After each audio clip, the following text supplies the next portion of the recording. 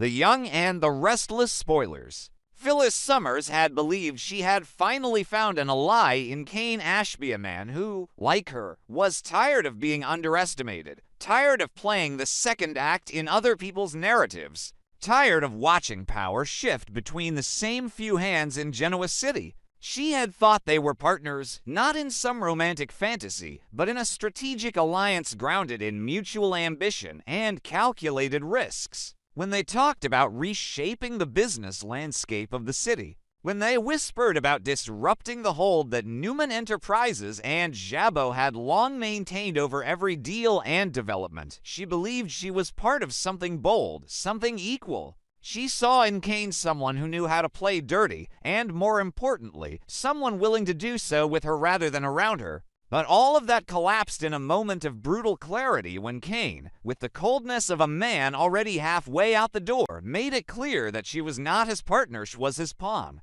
In his words, she was not an equal. She was a means to an end, a tool sharpened for a specific purpose, and now perhaps duller than she was useful. The blow was more than professional, it was personal. Phyllis has always fought to be taken seriously in boardrooms that mocked her instincts and minimized her vision. She has clawed her way back from scandal, from exile, from public disgrace, time and again. The belief that she and Cain were co-conspirators in something seismic gave her not only purpose, but a sense of belonging. And to learn that Cain saw her merely as a cog in his machine wasn't just disappointing, was humiliating. The sting of betrayal wasn't new to her, but that didn't make it easier. She thought Cain understood her value. Instead, he exposed her as naive, trusting a man who spoke of revolution, but was quietly orchestrating a power grab of his own with a man she has spent half her life trying to outrun, Victor Newman. The truth, of course, is far murkier than Cain would ever admit out loud. He hadn't set out to deceive Phyllis, at least not at the beginning.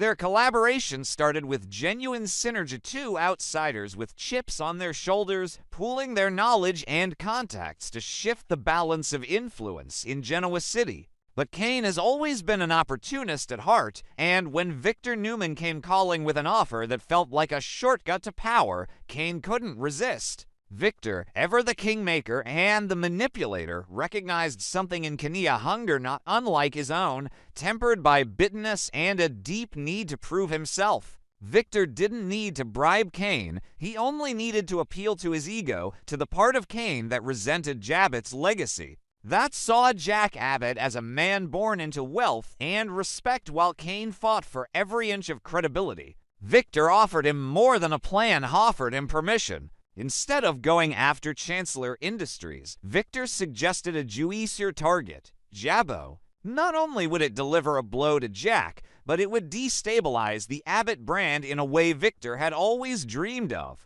What sealed the deal wasn't just strategy, it was resources. Victor made it clear that he would not only endorse Cain's quiet campaign to infiltrate and destabilize Jabot, but would bankroll it. Financial backing from Victor Newman isn't just money, it's insulation, influence, and the quiet intimidation that comes with having Genoa's most ruthless patriarch in your corner. Cain saw the writing on the wall. Phyllis, for all her savvy and drive, couldn't offer him the leverage Victor could. And so he chose, quietly, decisively, and without remorse. But what Cain underestimated was Phyllis's capacity for revenge once scorned.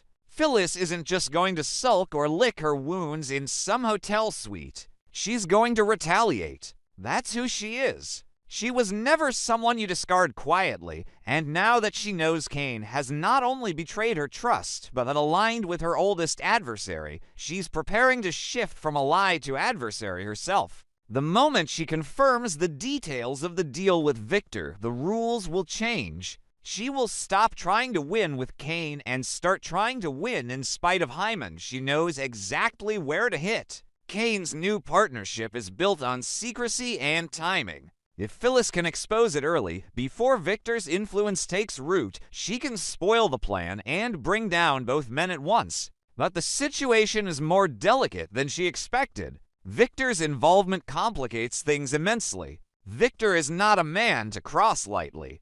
Phyllis knows this better than anyone.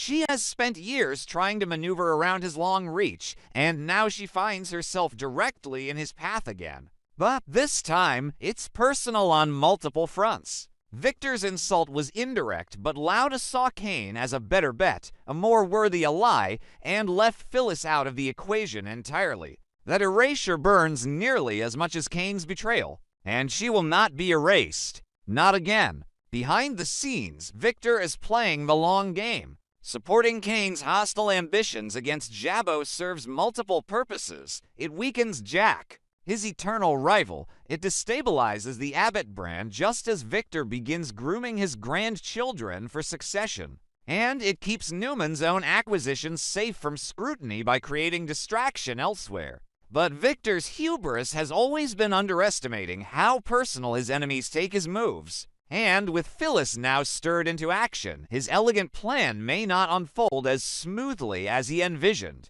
Because Phyllis doesn't just burn bridges, blows up entire infrastructures. And she's already begun to reframe her narrative in it as the woman who got played, but as the woman who saw it all too late and now intends to expose everyone. She start quietly.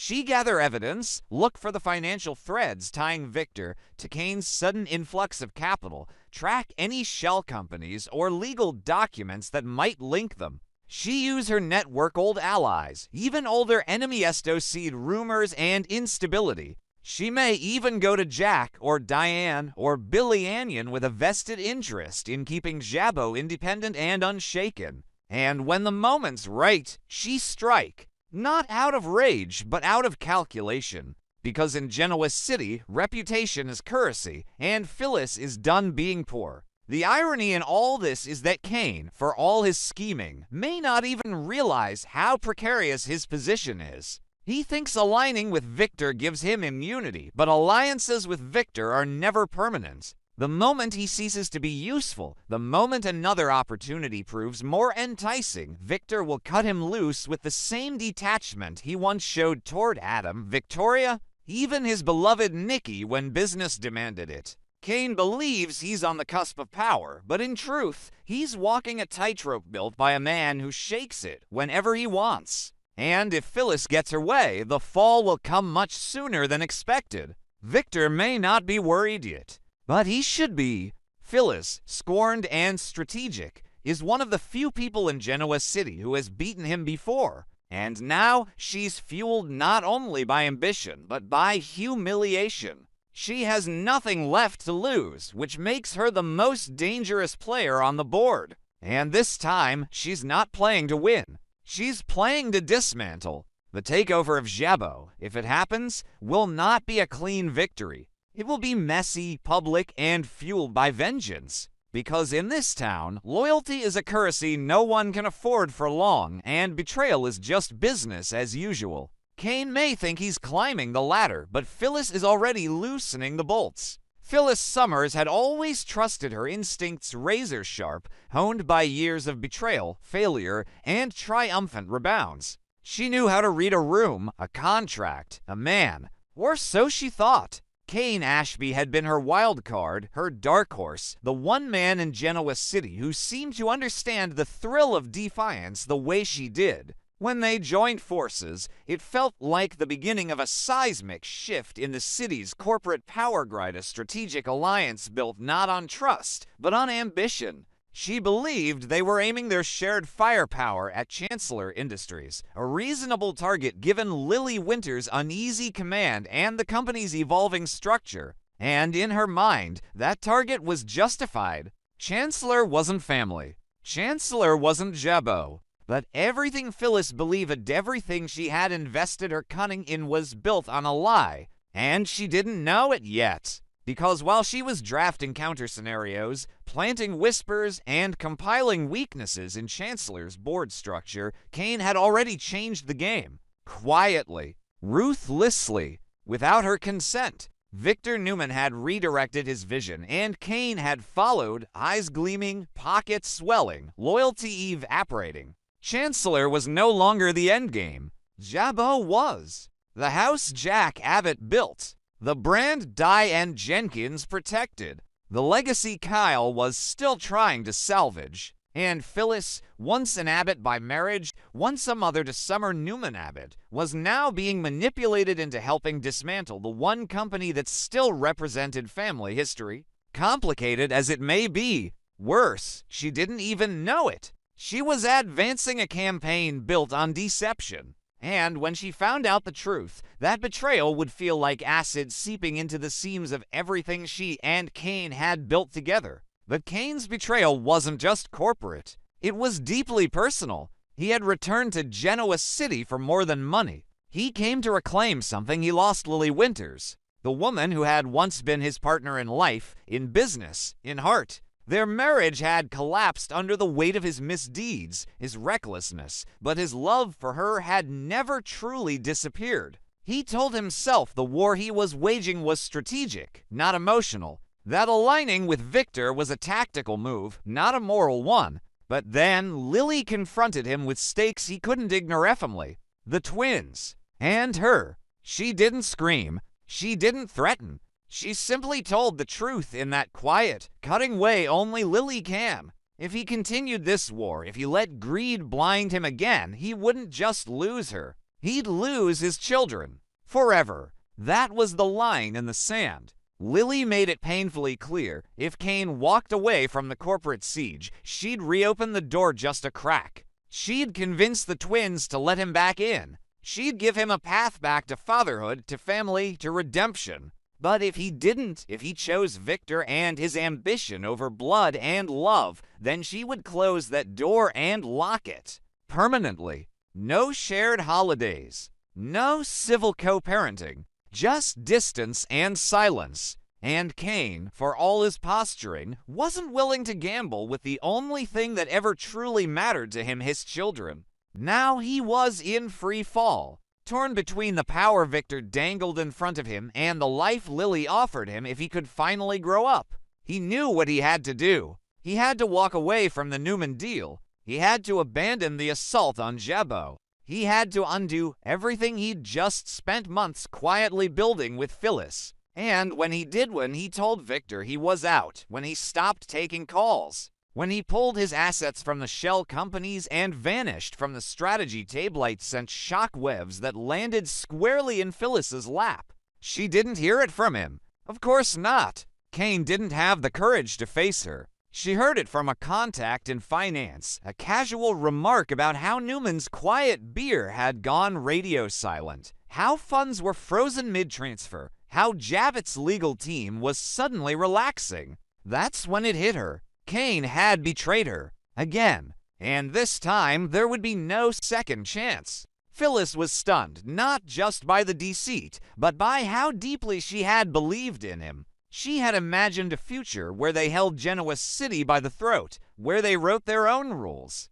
And now she realized she'd been a stepping stone, a pawn, a placeholder for something Gorsumandia wanted more. She didn't know yet about Lily's ultimatum, but she could feel the shift, the absence, the cowardice. She could feel Cain slipping back into the man she should have known he always was, one who ran when the heat got too close to his skin. But Phyllis doesn't break. She burns. Her rage was swift, but it wasn't blind. She wasn't going to cry in a corner or rant at crimson lights. She was going to strike. Hard. And in full control. If Cain wanted out, he'd get out along with his reputation, his credibility, his access, and whatever lingering chances he thought he had with Lily. Because Phyllis was done being used. Done playing second fiddle to some man's comeback story. She would expose his agreement with Victor. She would bring the financial trail into the light. She would show the entire city that Cain wasn't a business leader, was a mercenary. And she would not stop there. She'd use what she knew about Victor's financing to seed suspicion in the press. She'd feed Jabbo just enough evidence to strengthen their legal defenses. She'd leak whispers that Chancellor had been the original target, reminding Lily that Cain had once been ready to take down her legacy, her father's name, her children's future. And when the dust settled, she'd come out standing. Alone, maybe, but standing. Cain, meanwhile, would face the fallout of his half-measures. Lily would know what he was willing to risk before she gave him that ultimatum. The twins would hear what he had planned regardless of whether he backed out. And Victor. Victor would feel the heat too. Phyllis wasn't stupid enough to take him head on, but she knew how to erode trust, how to fan the flames of suspicion within Newman Enterprises. Victoria would ask questions. Nick would raise eyebrows. The ripple effect would begin, because in Genoa City, alliances shift fast, and revenge never waits for perfect timing. Phyllis may have been blindsided, but she wouldn't stay in the dark. And now that she knew the game had changed, she was going to change it again. The war may no longer be about Chancellor or Jabot or Victor's ambitions. It may not even be about power. It was about respect. And Phyllis wasn't going to stop until the man who underestimated her remembered exactly who she is. And Cain, caught between the woman he betrayed and the woman he still loves, would have to face the truth. You can't win both wars. You can't chase ambition and keep your family. You can't burn bridges and still expect someone to leave the light on. He may have thought he could pivot, walk away from Victor, appease Lily, and still keep Phyllis quiet. But Phyllis Summers doesn't do quiet. She does impact. And this time, her impact would be seismic.